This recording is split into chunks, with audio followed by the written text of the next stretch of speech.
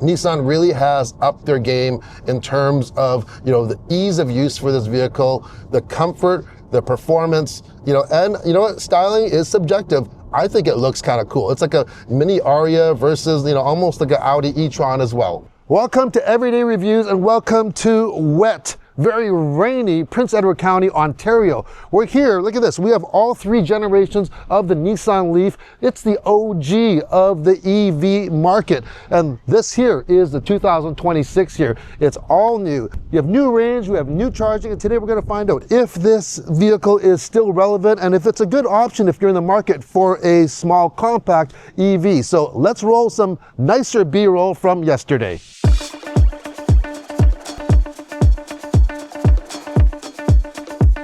The 2026 Nissan LEAF has gone from a compact hatchback to a sleek electric crossover.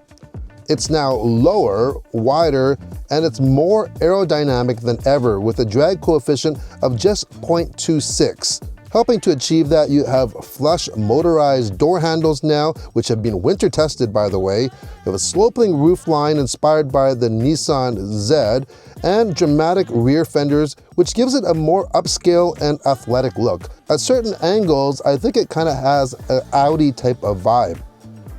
Depending on what trim, you'll get 18 or 19-inch alloy wheels, full LED lighting, and even an illuminated Nissan badge up front. There are a lot of different color options, but the SV Plus and Platinum Plus, you get this two-tone combination, which is a Sea Breeze Blue Pearl. On the top Platinum Plus, you also get a different rear tail light, which has a separate segment.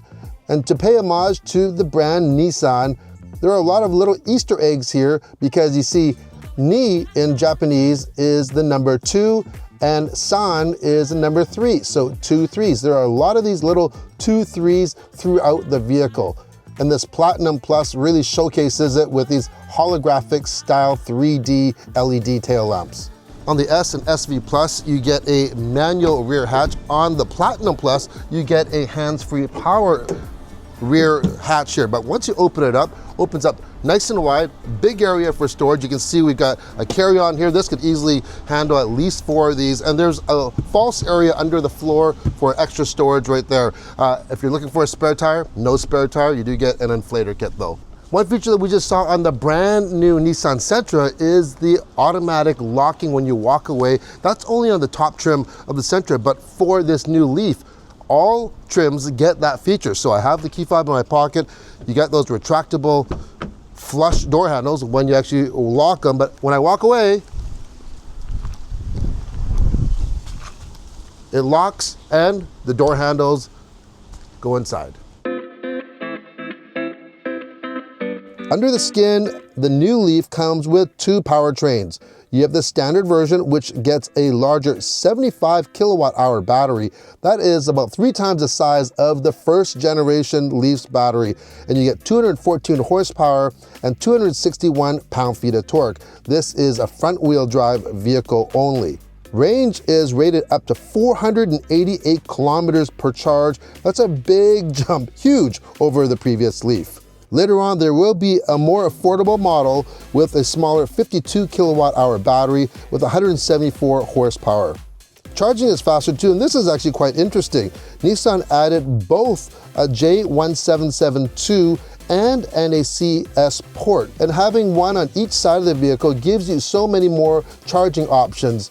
Okay, time to duck out of the rain for a little bit and show you a little bit of the interior and the technology on the inside of this new 3rd generation LEAF. There are 3 trims. There's the S Plus, there's the SV Plus, and the Platinum Plus. Right now, we're just gonna show you the Platinum one here.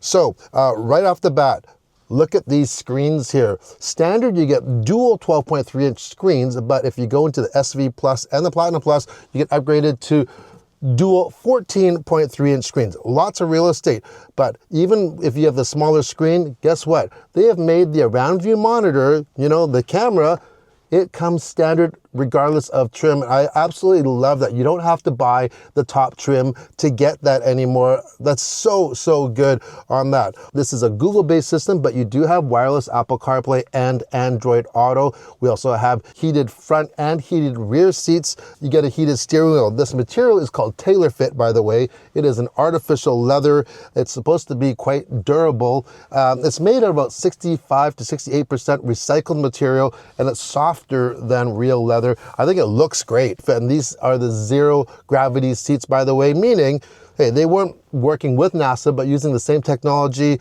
they've actually went and it minimizes pressure points on your spine. So that's going to benefit when you drive long distances. I got the round view monitor going right now. I absolutely love it. First of all, you just hit that camera button and you have all different views, especially if you want to just quickly see on your side view, if you want to see where your tires are, so you don't want to curb those 19-inch wheels. Perfect way to save a little bit of rim rash right there. The design is quite fresh and modern, and it's simple. So you have your heating controls right below the actual screens, and I like that they're kind of inset. So you have this little bit of a ledge to kind of rest your hand or your palm to actually, let's say, hit your temperature control. Now this only has single climate control, that's not dual on here. Remember, this is a compact vehicle, so in most vehicles in this class don't have like dual or quad zone climate control. We do get wireless charging, and on this top Platinum Plus, some of the extras that you get on here is you get a head-up display. First of all, you get the Bose Personal Plus audio system. So not only do you get the Bose system, you get speakers on the side here, so that adds a new dimension of your audio listening. Plus, you can make it so if you're using your cell phone or getting turn-by-turn directions, you can have it directed just to the driver only, so it doesn't bother other people in the vehicle. This top trim also gets a power driver seat. You can see it coming up here with a memory control. All the models below get manual seats. A few other features this top trim has. This panoramic roof is electronically controlled, so you can make it darker or lighter. It's hard to see in the rain right now, but we do have some images from yesterday to show you where you can see how it graduates, and that's actually very nice. And all vehicles are equipped with V2L, vehicle to load, so you can actually use your vehicle to power electrical devices, whether you're tailgating, camping, or you have a power outage. You can actually plug right in to your charge outlet and get it from there. On this Platinum Plus trim, you actually have a outlet inside as well. So all really great things for this class of vehicle. It's excellent. That's the front seat. I think it's very well designed, very spacious, modern looking. Now let's check out the back. All right. Back seat of the Leaf. Headroom is adequate. My head is not touching. I'm just below 5'11". I love the panel roof here. If it was sunny, it would actually feel a lot livelier in here, but it's so dark and wet.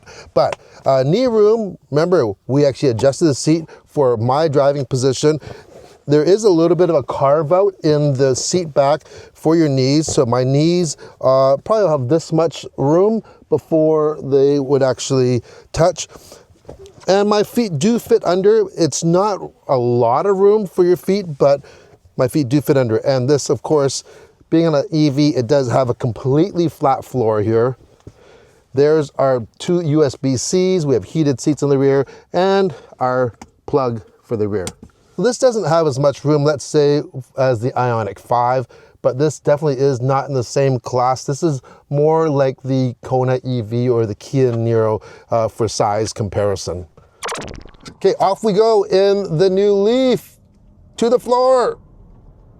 It's a little bit wet out too, but we didn't actually get any tire slippage. The power delivery is very smooth on here. We mentioned 214 horsepower, it's brisk. But the biggest difference that you're going to notice with this, because this is a new motor they use, the same horsepower, but you get 261 pound-feet of torque. And like any other EV out there, that's what you really notice the most. So, at speed, it'll get up and to go, no problem. Passing power is with ease for sure. But over the last couple of days. And we have not even charged, by the way, because we have a lot of range. Remember, up to 488 kilometers of range. But what we've noticed, it's how smooth this vehicle drives. They have done a number on the suspension and matched it very nicely to this chassis, and it really drives, for sure, better than any other generation of LEAF. But not only that, I would say if you compare it to the competition, it has a very solid feel to it. Over the, some of the bumpiest roads, including gravel roads, this thing has just handled it like a champ.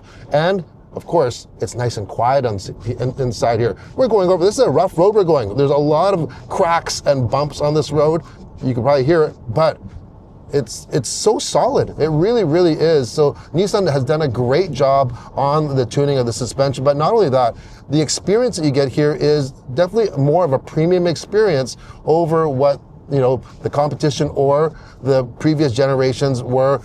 All the materials feel great in this SV Plus that we're driving here. We have the zero gravity seats, very comfortable. I've got the heated seat on here with the heated steering wheel. This SV Plus also gets heated seats in the rear as well. Love the fact that you get the around view monitor, as we talked about, for some of the technology here, and that's standard.